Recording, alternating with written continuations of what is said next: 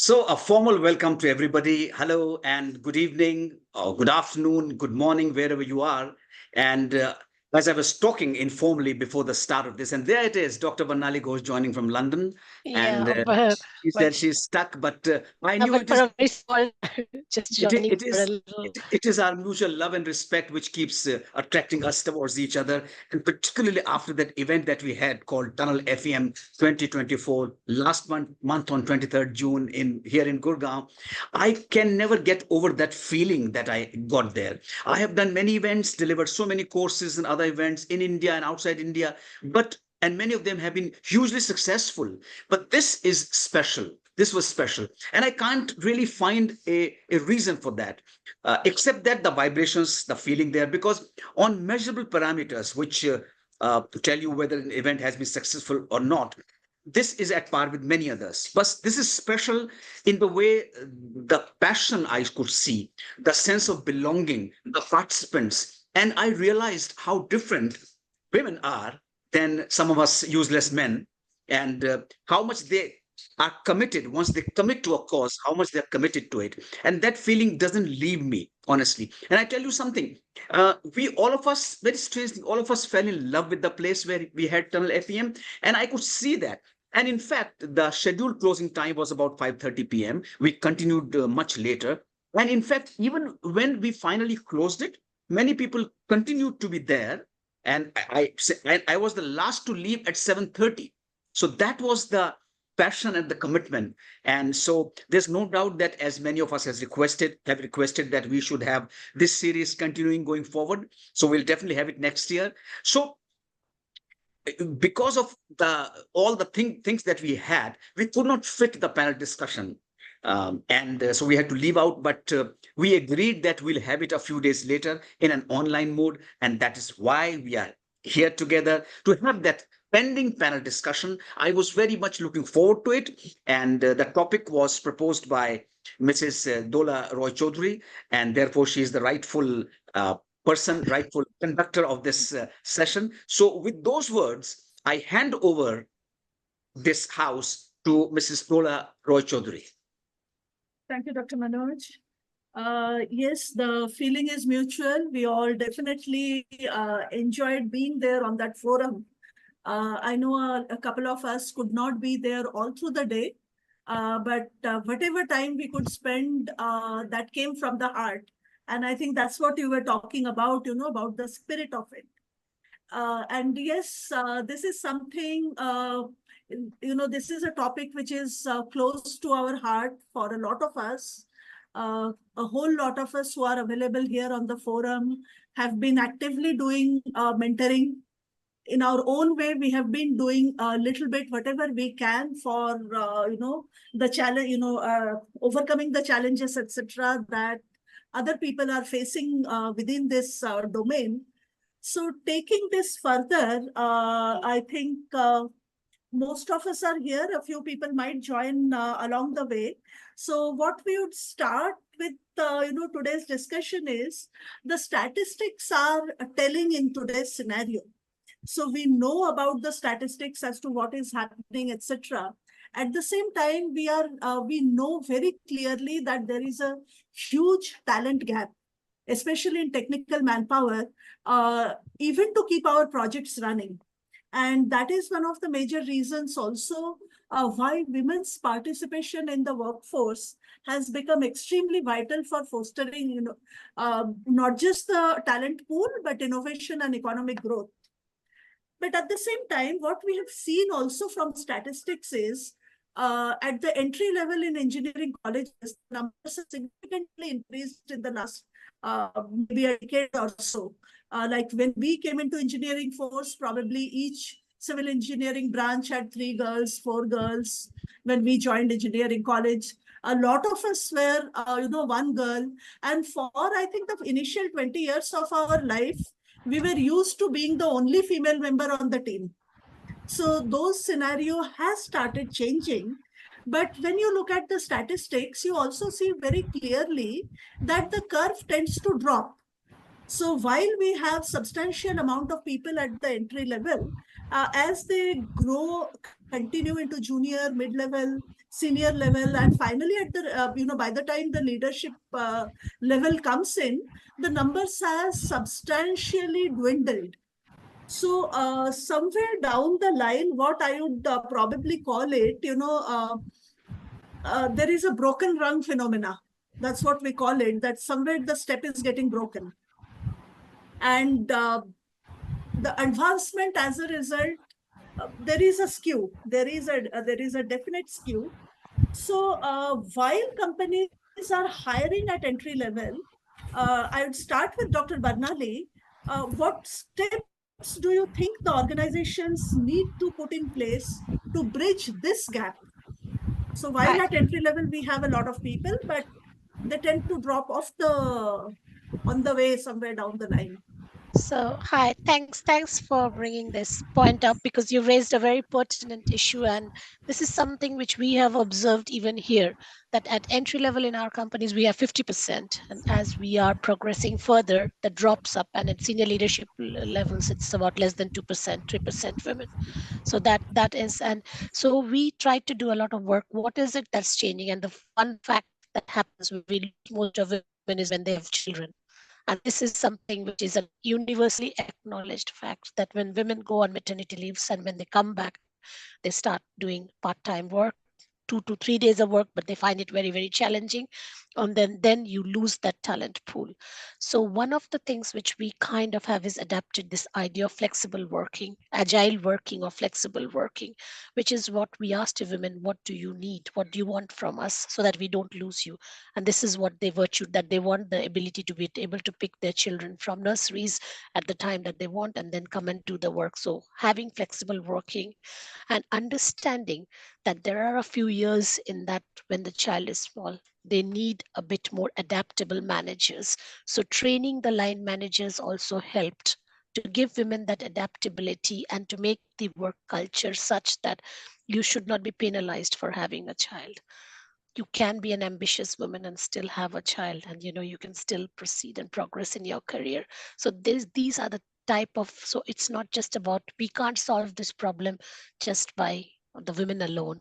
The entire, we need male allies like Manoj Sharma and all the others who have joined in this call to help us with this, to deal with this problem. And when the management puts these things into practice, into place, so allowing flexible working, allowing the flexibility, not ignoring a woman, because often we have seen when women come back from maternity leaves, they are not assigned a very insignificant project because they have got other responsibilities and they feel demotivated, demoralized, and they want to leave the job.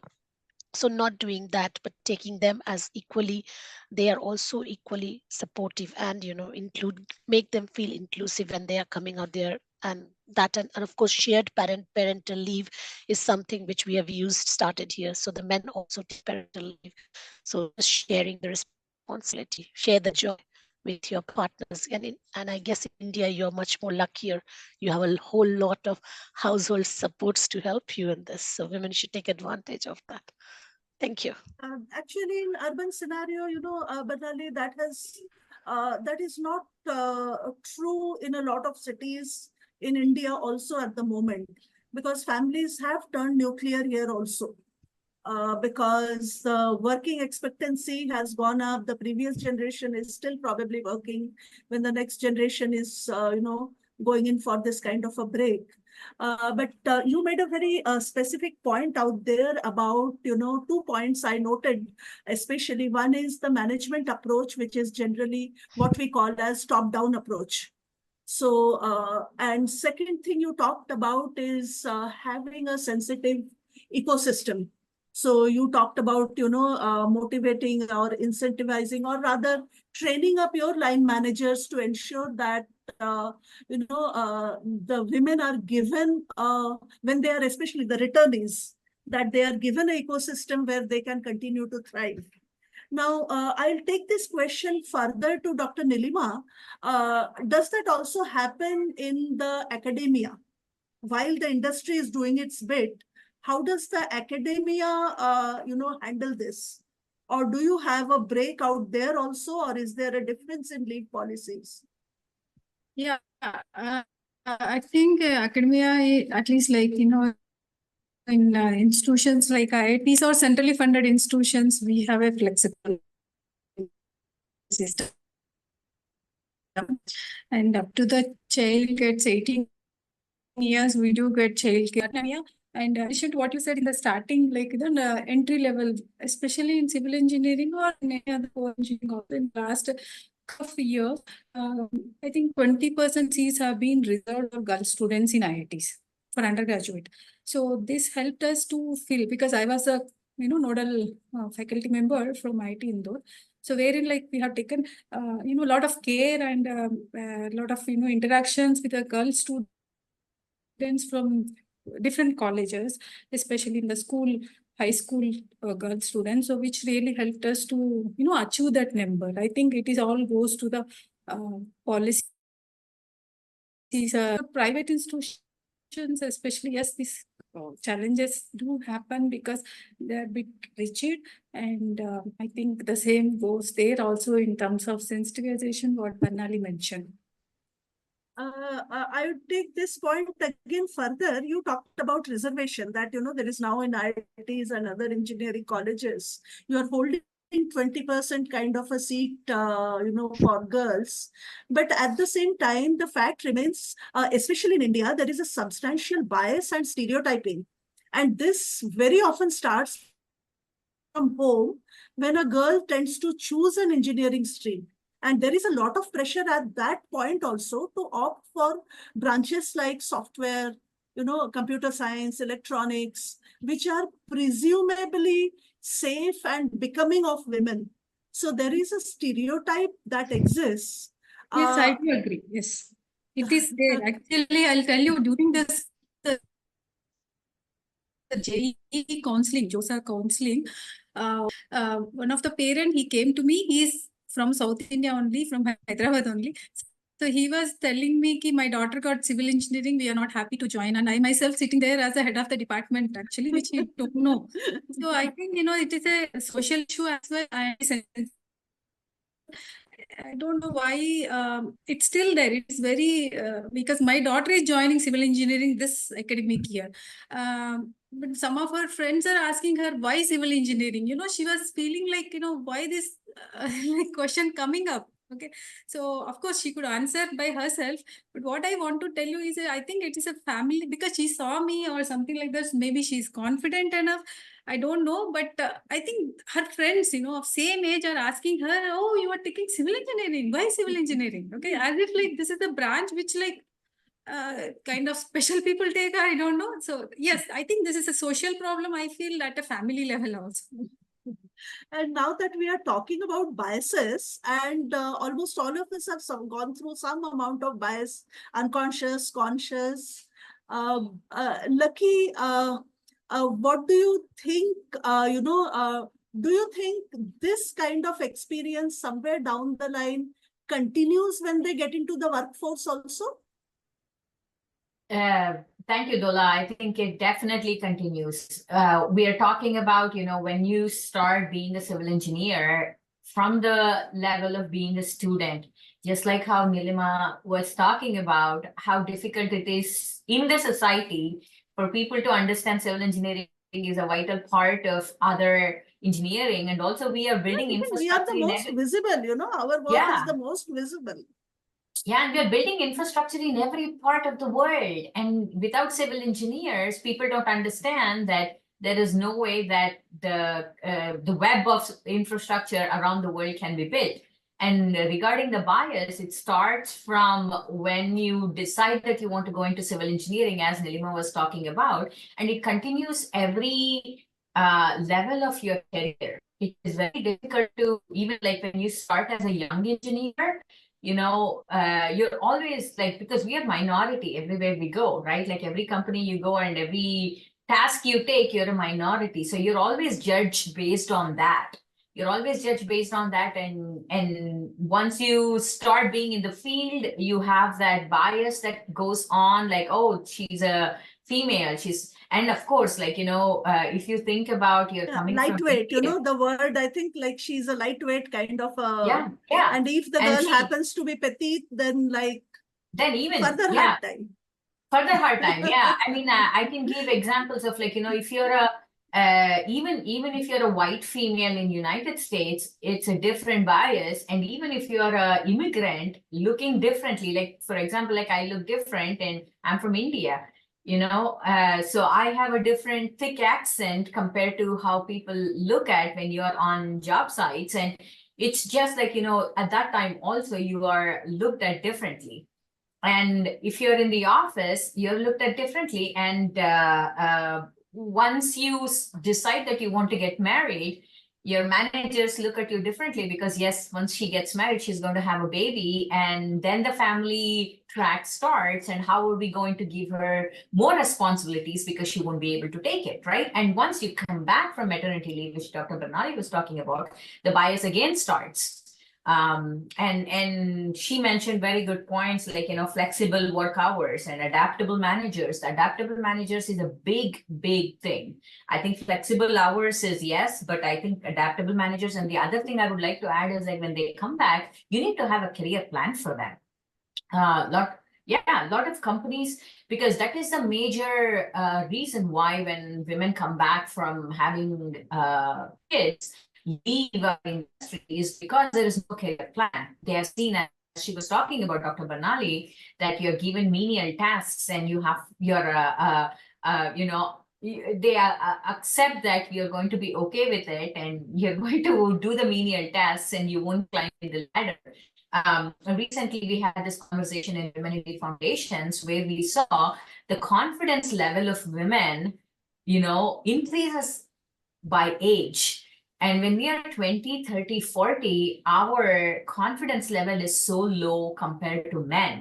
And when we get to 50, we don't demand what is due to us at that stage. Yeah, that's the problem. And why is our confidence level low? That is one of the reasons, because you come back, you're having a baby and you come back and you're thinking that you're not good enough to do the tasks that are given to you because you were gone for 6 months. Things have changed. That is not true. You're better than, because you have built your experience over a period of time and you are as good as your male employees, or better than them. So those are the things that you have to think about, and bias never goes away, but you have to figure out a way. The companies are looking at it right now in the United States, how to not be biased. And if a female is interested, you stand up for yourself and managers help you. You find cheerleaders within your company. So there is a lot that you can do as companies. You're basically saying that we need to start developing early on support network. Oh yeah, definitely.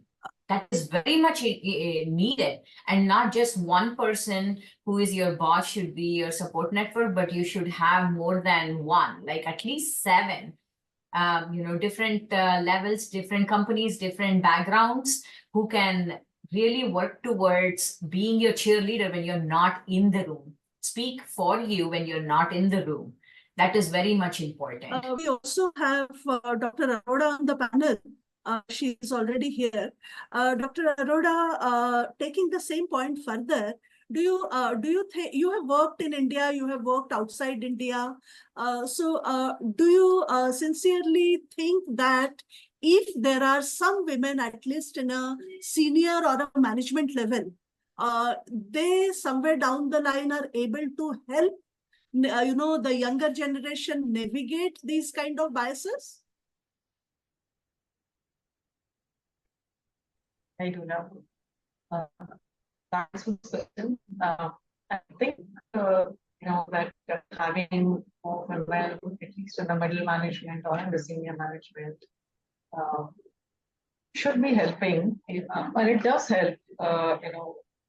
Women who are in the entry level, because they have gone through that process of all the issues that a woman would face with marriage, with children, and so on and so forth. And I'm sure they're more and more sensitive towards these issues. But I also like to say that we think that the problem of a woman is limited when her children are small. That's not so. it continues. I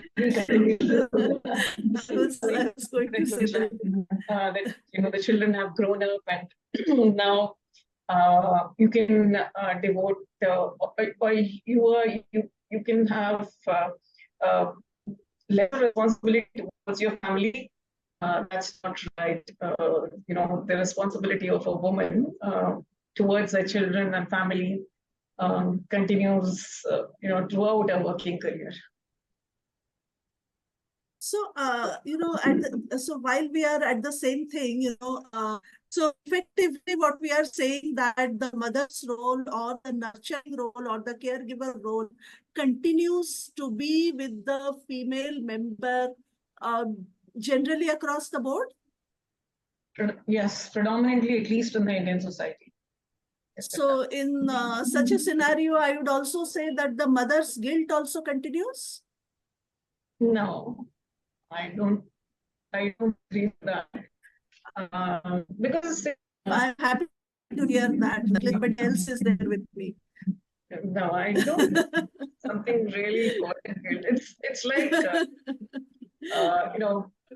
there was a time in my life, when my children were small, and what were referring to as mother's guilt could have been a place, but that's what I think motivates you, that if you are away from your children, say for 8 hours in a day, that motivates you to do the best for the society.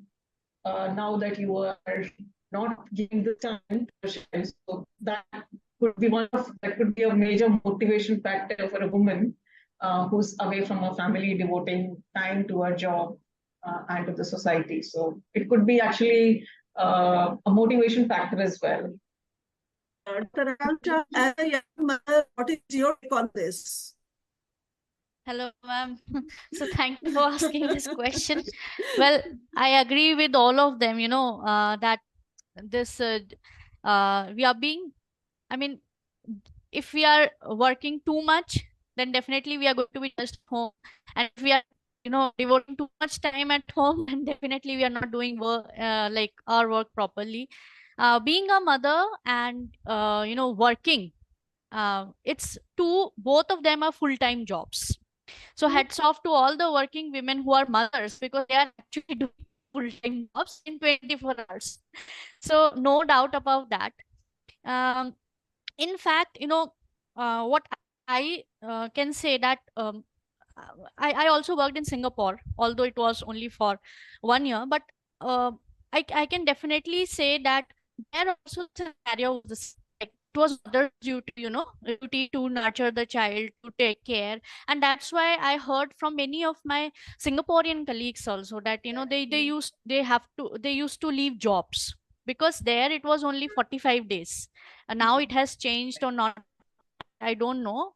But there it was like definitely less than what we have in India. In India, it's like 6 months. But as Arora ma'am said, only academia. Okay.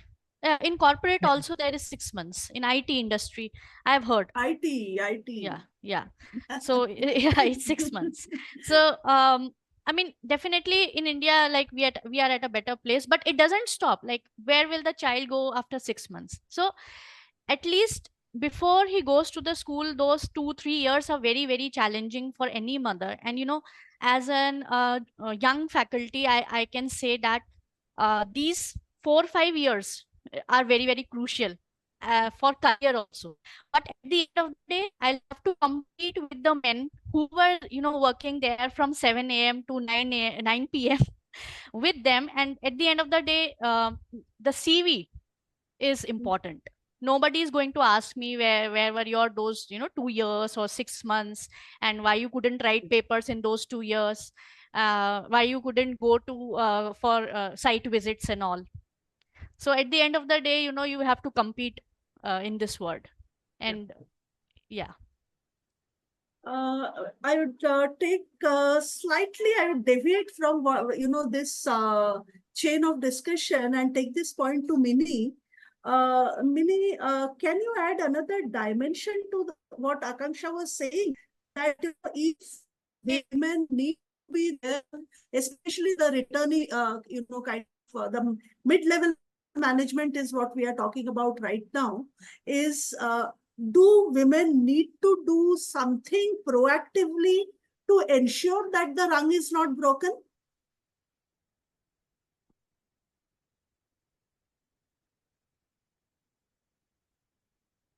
Because it's easy to give up, it is very easy to give up, because there is very often a safety net. Not every time you are driven by financial need or anything, so there is a safety net available. So sometimes it is also a little easy to give in to the pressure and say that, okay, I'm going to take a break for so many years, and I may not return, kind of a thing. So do women need to take some proactive steps to stay relevant? Yeah, I completely for that underlining that statement. Just now, what Dola said.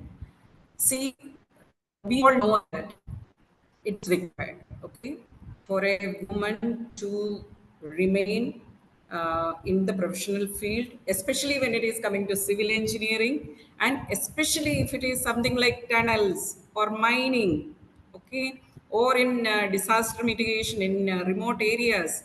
These type of challenging areas, if we have to make women to be there, especially taking a leading role, then they have to do something proactively. Everyone will be having their own stories.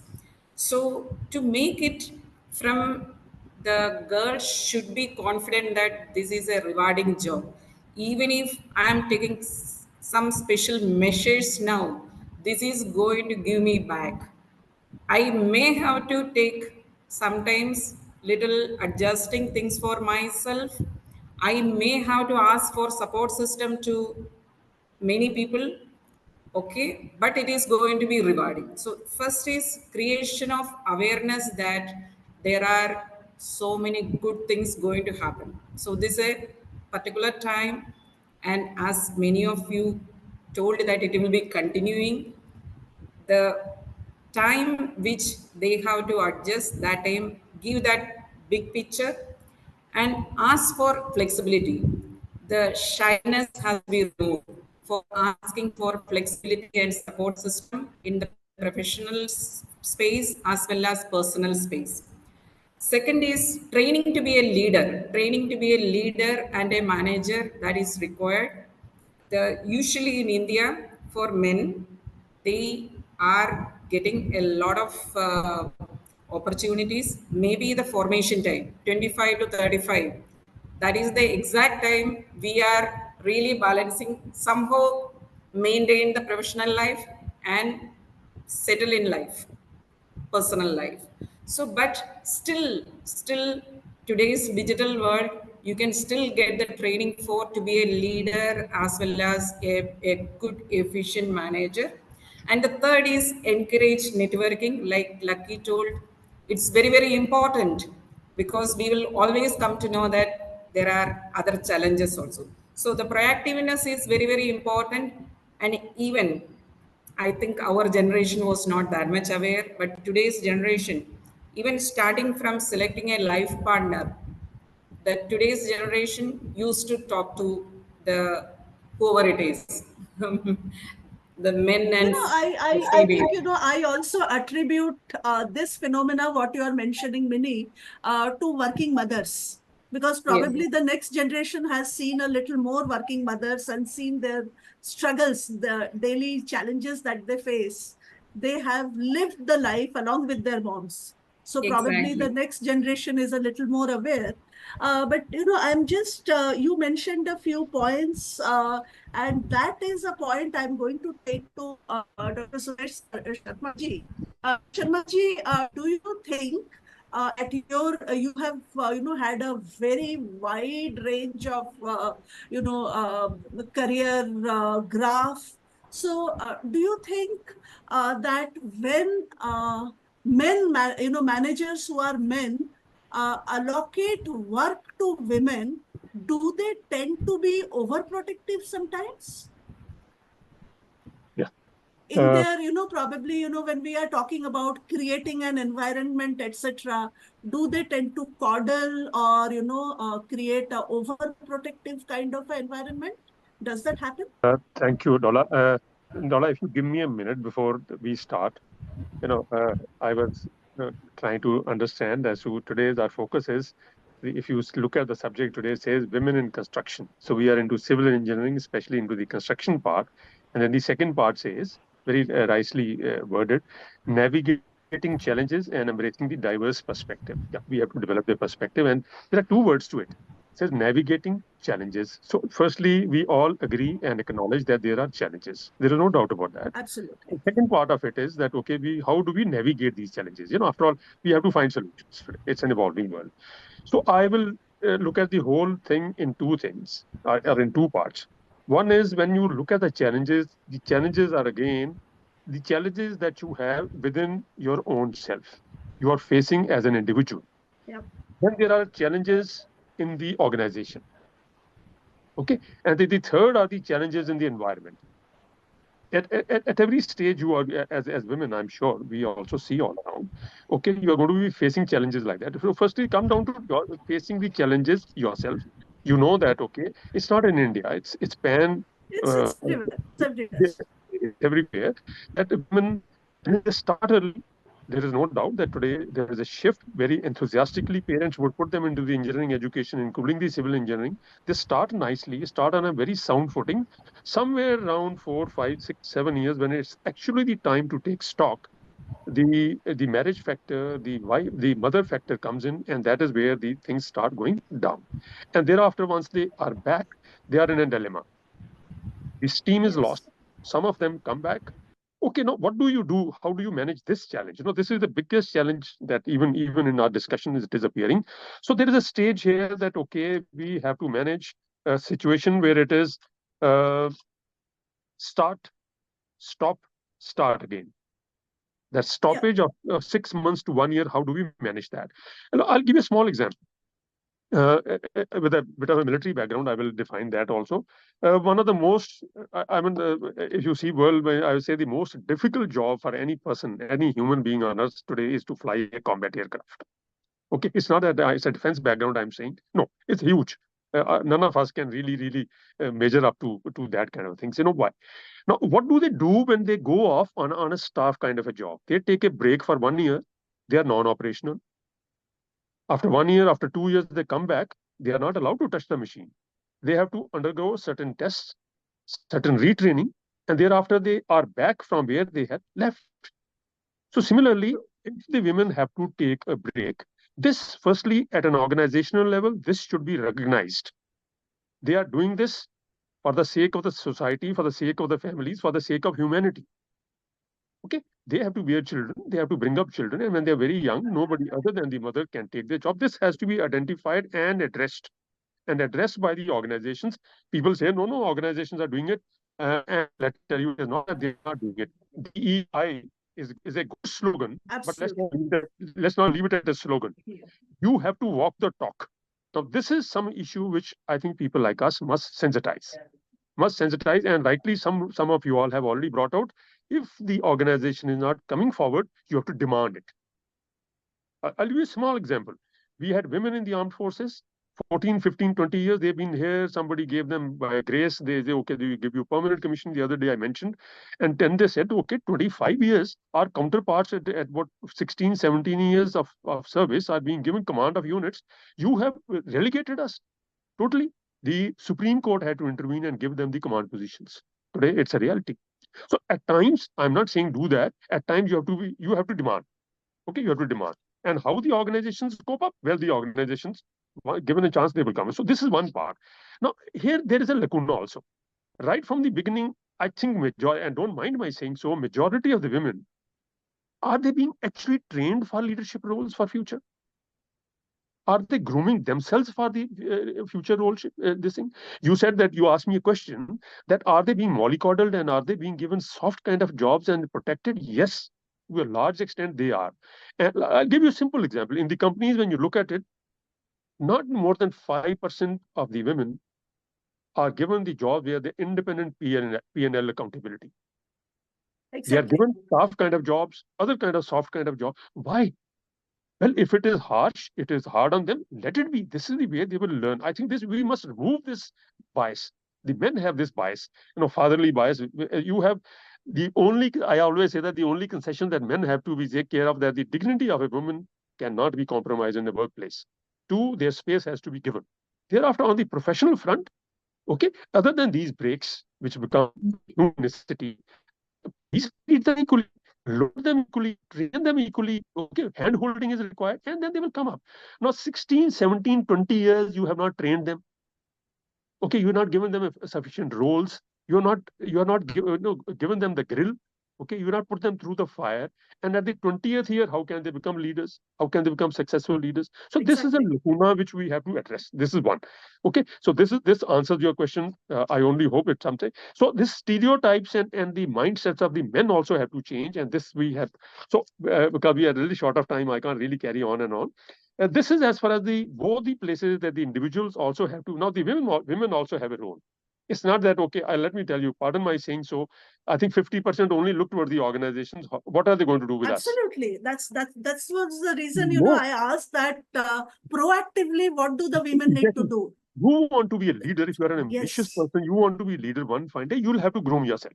Right. You'll have to train yourself. True. So you also have a role towards your own self. It is not your organization only. And let's little bit about the environment. What do you do? See, two things which have changed. Firstly, the other day I was at IIM Nagpur, now giving a talk to the new MBA students. And initially, it's a huge crowd today, 320 new students, now large number. So in the crowd, maybe my eyesight was not good enough. So I could realize that there are a handful of girls. So I asked the teacher, how many are there? No, good. I realized that there are 43% of the girls, which is a very good number. Which is a good number. But will 43% of them become the CEOs? In the same proportion today? Like I think somebody quoted the statistics today. Worldwide statistics is not more than 5% of women today are actually leading the organizations today. Why?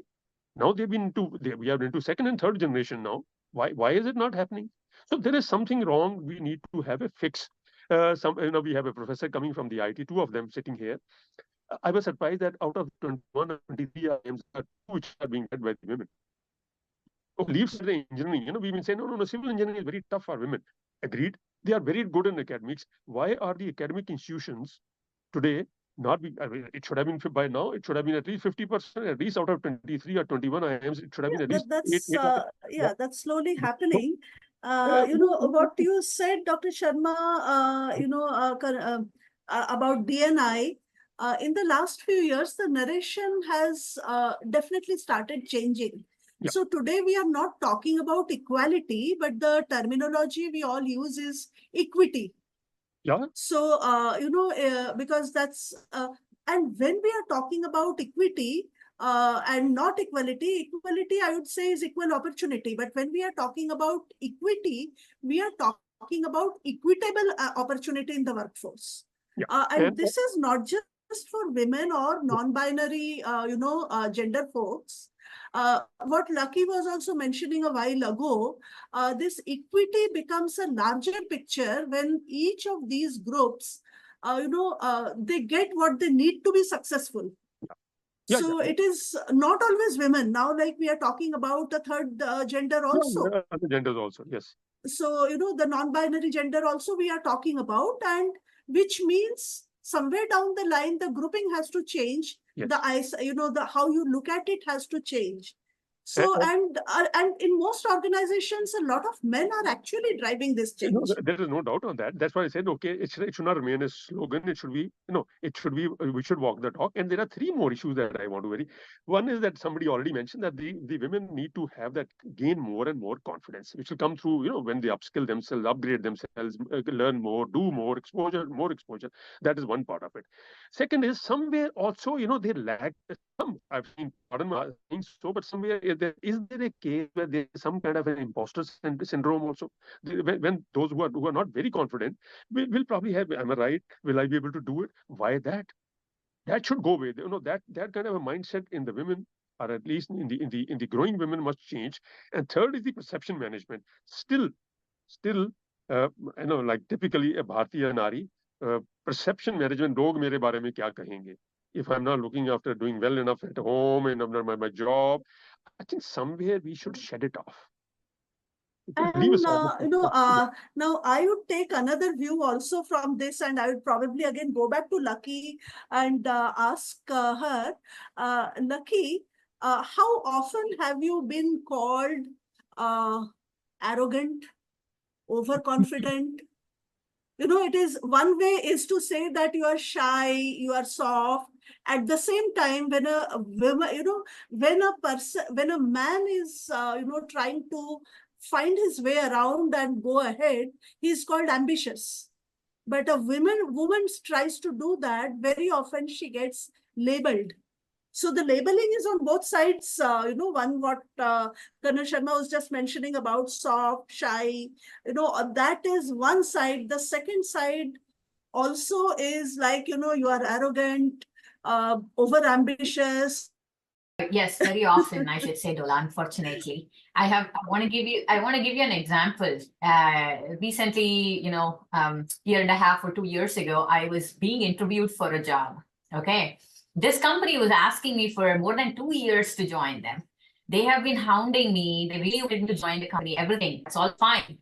And when it came to negotiation of the salary and the benefits, I was very daring, because I'm coming with almost 20 years of experience to you.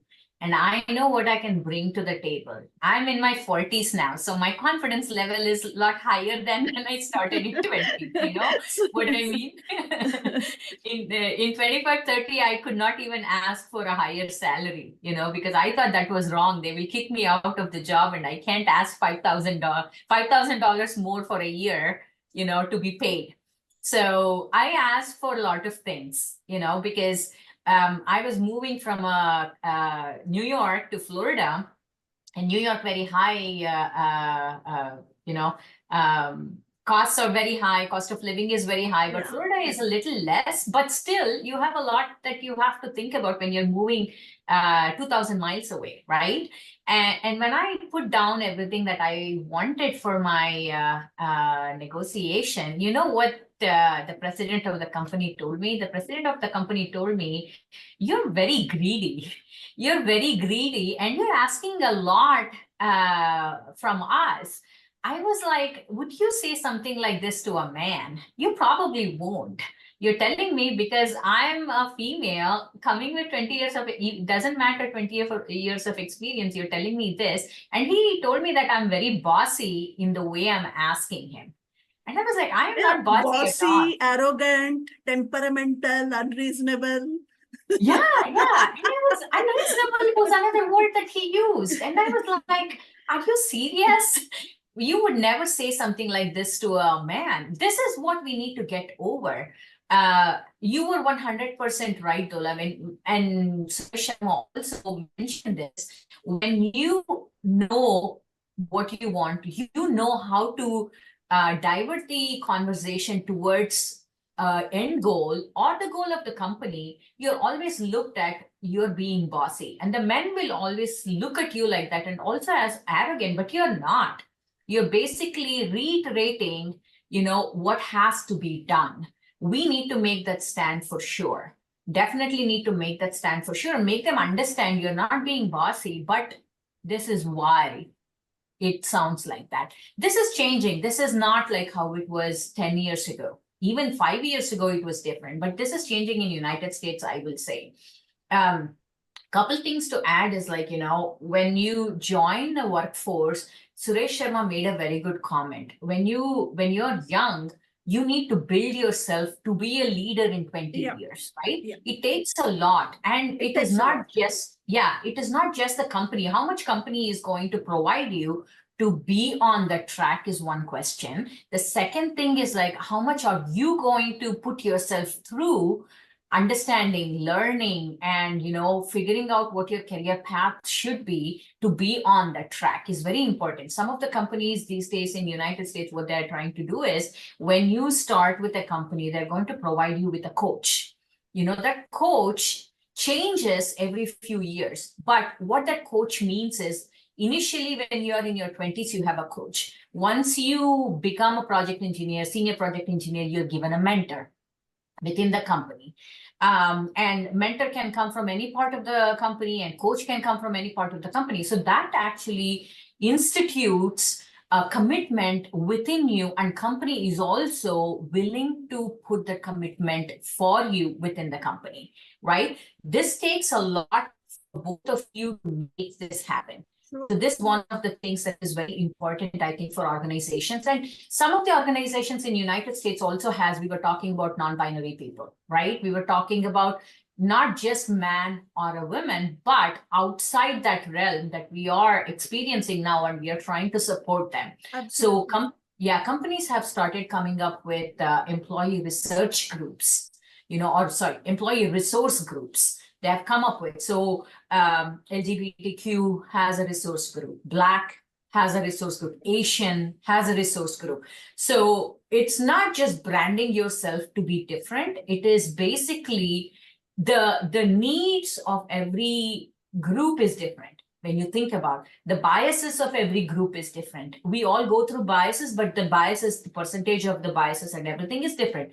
So the companies are putting these in place where you have a voice within the company. If you don't have these kind of placements, then your voice is lost. And you definitely have to fight for what is yours, Dola. I think Suresh Sharma also made this comment, and Minimol also made this comment. You have to fight for what is yours. For that, it should be inbuilt that you want to be in civil engineering.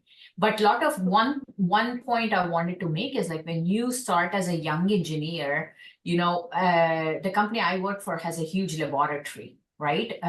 Testing laboratory for soil, rock, and geosynthetics. And that laboratory hires a lot of young engineers just out of school, and we hire a lot of interns.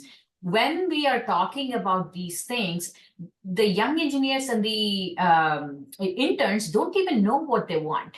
They don't even, some people don't even care at this age when they are 22, 23. They don't even care, or 20, 21. They don't even care what their future is going to or should look like. So that is where I think you need these kind of groups within companies to groom them, make them understand what the civil engineering industry can offer them, the opportunities they can have, and how can they shape their lives around it, right? Like their careers around it. That's something that you definitely have to talk about. So, taking that further, I would again take it, is Nilima still there? Yeah, Nilima is still here. Nilima, so work-life balance, be it academia, be it, field job, do you think it is a myth or a reality? Yeah, it is actually not a myth for me, at least. So I think we need to balance a lot of things. Prioritization is something which I personally do. Okay. So I do make my own planning, every day planning, basically at work and also at my family side. So I think it's a reality. It's not a myth. So, and I'm So, but going it to needs take a the lot of same. planning. I Yes, feel that planning is exactly. something, yeah. And I'm going to take the same question to industry participant. I just saw Champakali somewhere a little while ago. Is she still there? Dola, before you switch over, I have one thing which you can ask others Yes, also. yes, Dr. Sharma. Invariably, one point which is brought about, which is interesting point, is the risk aversion. Okay, are women risk averse? I'll give you a small example. Yesterday, I was watching a TV program by Asha Bhosle. Now, she's a 91 years old lady. Curly Tails was interviewing, and I was quite surprised. At the age of 91, she is partially managing. Her son is manager, but she's managing 8 restaurants international, 8 in the Middle East and 1 in the UK. Okay, and she made a very good point. She says, you have to be very bold. Okay, and if there is water bed in front of you, obstacle, so what to do is I am very bold, I will just jump. Either I sink or I'll swim across. If I swim, I swim. If I sink, I sink. She said, no, this is the kind of a boldness that you have to have. So this is another factor. I'm not saying this is an extreme. Risk aversion is something which is being spoken of and invariably thought of, that, okay, women are risk averse. This is one. Second is, because I may not get a chance again, somebody said that what should we do even at an organizational level, you need to pivot yourself. People it is never given to any group of people. Okay, if you don't ask for it, you'll have to pivot yourself. How you pivot, you have to learn over a period of time. And the last issue that I will also like to add is that in our parlance, we always call, we have to start shaping the environment. The movement has already started, and this is one such forum. Okay, people said, how do you do it? Now, we have spoken enough about the individual. At the individual level, we've spoken about the organization. Let's now talk of the larger environment. In the larger environment, whether it is domestic or international, I think we have to shape that environment now. Okay, and what we're doing today is we are actually shaping the environment. Okay, rekindling our thinking and also shaping them. Maybe this will reach out to another, fan out to another 100 people, another 100 people. Who knows that this will become a voice of the women. I was quite surprised in a small country like in Sri Lanka, they have a group called Women in Management in Sri Lanka. This is a professional women organization in Sri Lanka.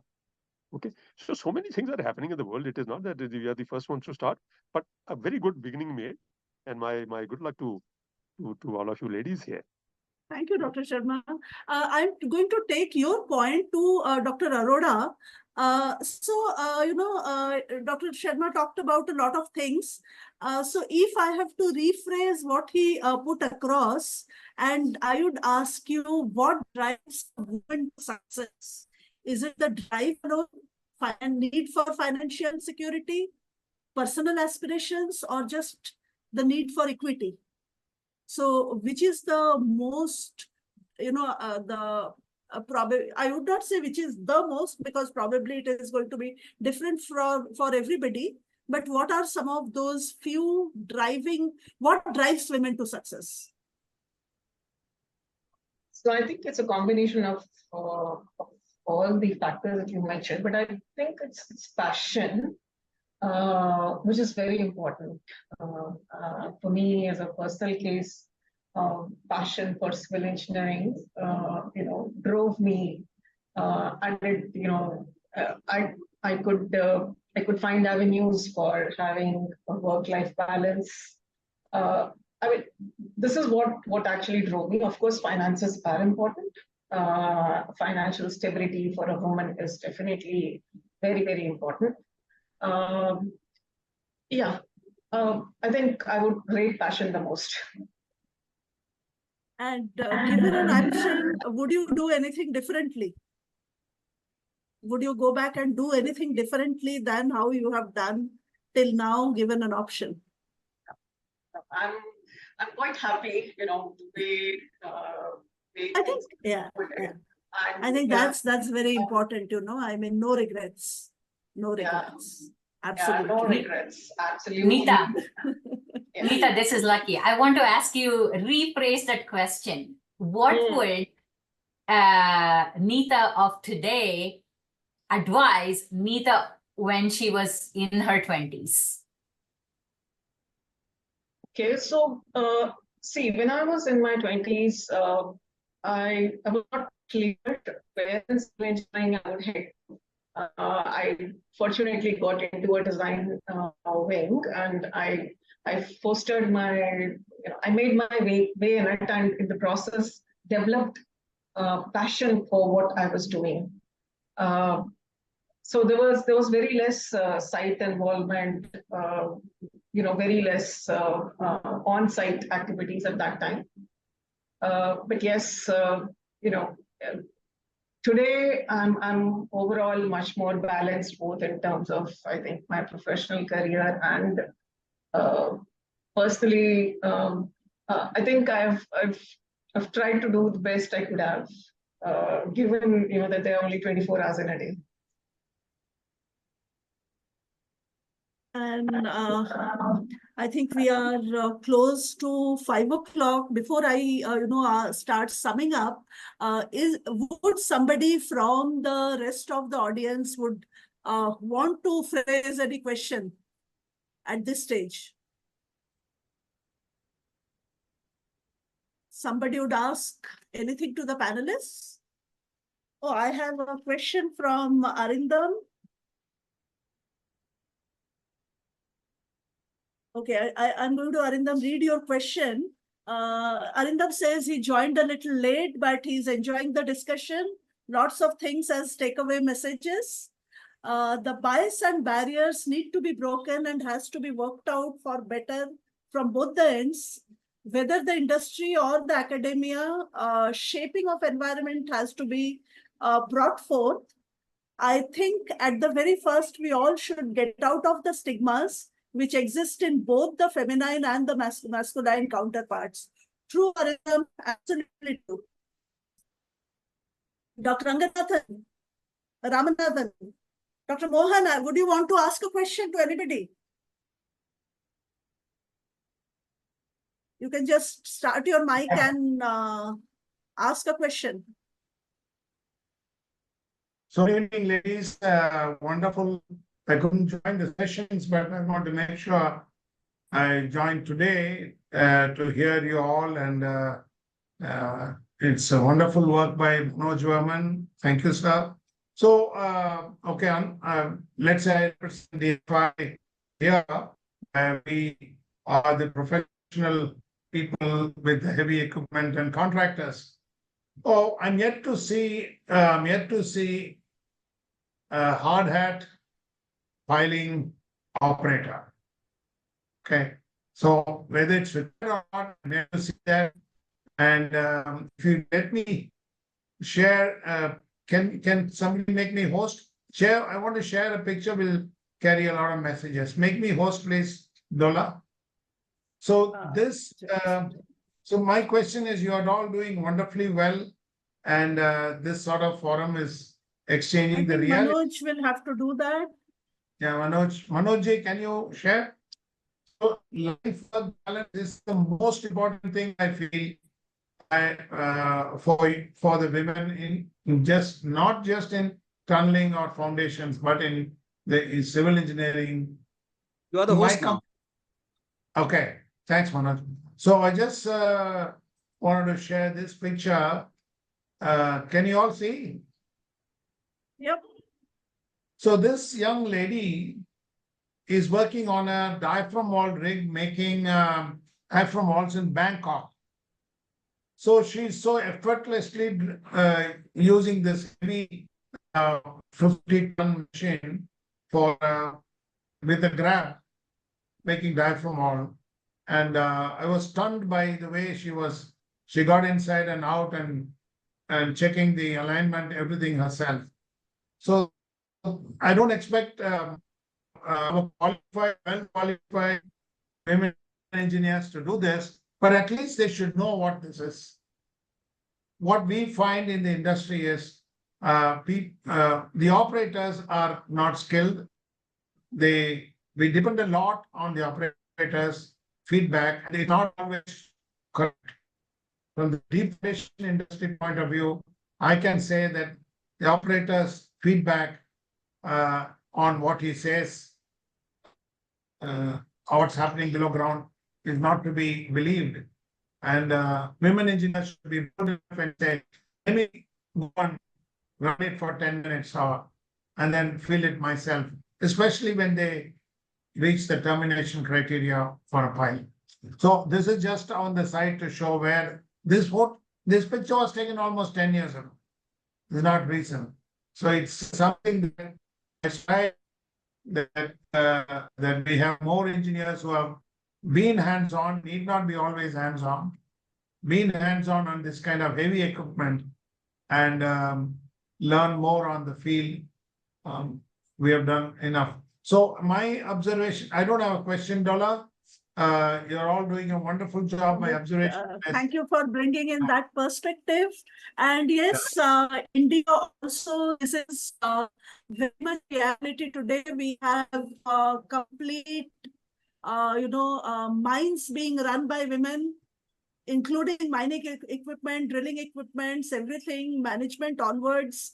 Every truck operator to everybody is a woman in today's scenario. There are mines, and that was one of the last part of construction industry that which allowed women to come through. They allowed women force to come into mining pretty late. So Dr. Sudhir has a question. Thank you for the time. Thank you, Dr. Mohan.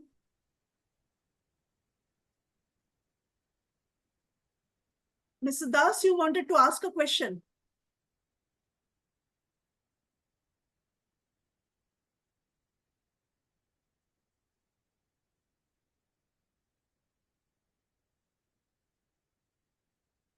I think he's not able to connect it, but Lucky Arindam has a question for you. What would be your hard advice to budding women engineers and academicians to counter and tackle what he has to say is early career, blatant hindrances, even demeaning and insulting words, etc.? This is a wonderful question. You know, when you're that young, it is very difficult to accept that someone is saying something to you and it is an insult. First thing, it is very difficult to understand it's an insult. Sometimes you completely forget that it is an insult because you're so young and you're trying to learn and you're trying to please everyone. That is another problem with women as well. Like, you know, we want to please everyone. We want to find solution for everyone. We want to work with everyone. You know, that is one of the main reasons why we don't understand if it is an insult or it is not an insult.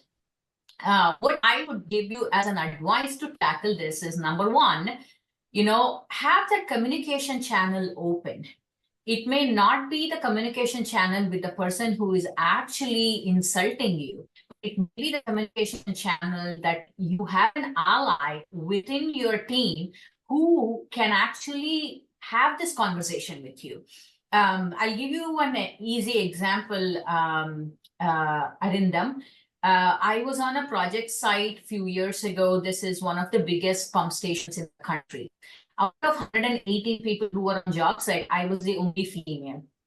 Okay, and I was, as you have seen me, like, you know, I'm very petite and very, you know, small compared to a lot of other men, and they all come from different walks of life. And, you know, if I think I can make this comment in here, that they were all rednecks, you know, white redneck males dominating the job site. And when I started on the job site, I was the boss, right? I was supposed to be boss. I was taking care of 2 construction crews, like 118 people. And none of them saw me as a boss. They always would insult me and they always would throw me around in the job site, thinking I'm an intern, or, you know, I don't know what I'm doing because I'm in my 30s. And this went on for days. I didn't know how to address this because I was like, what am I going to say? I didn't even realize that they were seeing me like that. You know, and the site superintendent, who was a representative from the client, saw my struggle. He saw my struggle. He was one of the biggest cheerleader for me on the job site. And during one of the internal meetings that we would have, in-person meetings, he told everyone after the meeting finished that I don't want any of you to give time to Lucky. She is the boss. She is the boss, and you better listen to her. You know, that one statement made by him made a difference for me. You know, so having people like that on your side is number one way to tackle. The number two is, like, you know, speak up. It doesn't take a lot to speak up. Muster your courage, figure out how you want to say this, and say this. And the same project site, we had a foreman who was having inappropriate, you know, gestures towards me. I want to say just that. Gestures towards me, and I took it for a while because I did not realize that what he was doing was so obvious and people Very could see passive it. aggressive. Yeah, and I was just quiet until the day when it crossed the line. When it crossed the line in front of everyone, I gave him back. I gave him back, and the same site superintendent asked me if I should fire him because of what he did to me in front of everyone. I told him, don't fire me, because he has 3 kids. He has 3 kids, and he was stupid enough to do something like that. I have given him a warning. If he does this again, then we will fire him. So standing up like that is something that we have to learn. Definitely have to learn. Speak up. Find someone to be your ally and enforce what you're talking about. This is what I would say you need to do. So before I hand it over back to Dr. Manoj Varman, I'm going to ask Akanksha, take the thread forward. What do you say, choice or compromise? Definitely choice. No compromises. I mean, we can only be happy if we are living here by a choice. If you're living here by a compromise or plan B, we are never happy. So just live your plan A. Yeah. Thank you. And the last question to which I am leaving it open-ended, is pay parity in construction industry a reality? Because like I did take this point, and there are a lot of young engineers also on this forum. So somewhere down the line, this is another question as a group thought has to be, coming in that academia, probably it is a lot more regulated. Once you start off, there are so many number of years, you have your whole built-in criteria. When it comes down to the rest of the industry, is pay parity a reality? Minnie wants to add something to this. I see her hand going up. Yes. So here I just want to add the addendum to my first point that the pay parity is because we are accepting it. Ask for what we deserve. Highlight the qualities. If maybe we are a little more emotional, I have not seen any girl was asking me anytime, can I go for a smoke when she is having tension? But it often does for male. So we can handle the stress in a better way for a woman. The women are more organized. They can handle multitasking. Maybe how they are managing their home in the morning. They will bring that capability to their workplace also. So point out, it's not just like a gender biased opinion. Whatever you are good at, identify it and highlight it and ask for the pay or select the job or the activity where you are getting the reward. So pay parity is only because of we are allowing that. So a lot of food for thought. We are talking in terms of, a whole lot of points out of this discussion. I thank my fellow panelists for joining in today from various corners of the world, various time zones. Everybody's work commitments at the same time, everybody did join in. Oh, Barnali has come back. Thank you, Barnali, for staying in, staying around till now. I'm sure it wasn't easy within the working day. So would you like to, I would ask you to make your closing remarks and then hand over the forum to Dr. Varman. I think the main thing that's very much important for women to realize is that we are equally 50% contributor to this profession. And it is up to us. Women supporting each other is the biggest thing that we can do if we want to encourage the next generation of women into this profession. So I think this we should not forget, that the path, that if the path may have been difficult for our generation of women, but we can make it easier for the next generation of people. And all of us need to find a male ally, somebody who would believe in our talents and somebody who's there around to push us. And if you do not find the male ally, please seek out any of us who have made this journey before. We are all happy to mentor, coach, be available, and take the path has not been easy for all of us. But I think the point is that we are all sitting here having this discussion means that we have walked on this path and we've come somewhere. So I think that's really the message. Hold each other's, empower each other. And Thank I hand you so it much, back to Dr. you, Barnali, Manoj. and we Manoj. hand it over to Dr. Manoj. Oh, what an exhilarating discussion. It is something completely, I'm not able to react to it because for want of words to what I just heard, slightly more than an hour of discussion. It was so much was discussed, yet it felt so little. And I probably it will take some time before I'm able to react, and I need time to digest it. I'm overwhelmed. But the only thing, and I can't miss saying that because it's the forum, I heard many things today. Some of them were new to me, although I've had a long career. And in fact, I realized today that when I was managing people for a very long time in my career, I may have been guilty of doing some of the things which were mentioned today without realizing at all. So to some extent, I've been guilty. So this is the time for me to apologize and to say sorry to all the wonderful ladies I had the privilege to work with and who may have suffered at my hands. That's the only thing I can think of today. And another thing that I'll say that I'm really so happy that all of you reposed faith in me, trust in me, first during Tunnel FEM 2024. And today in this panel discussion, I'm really overwhelmed. I'm really grateful.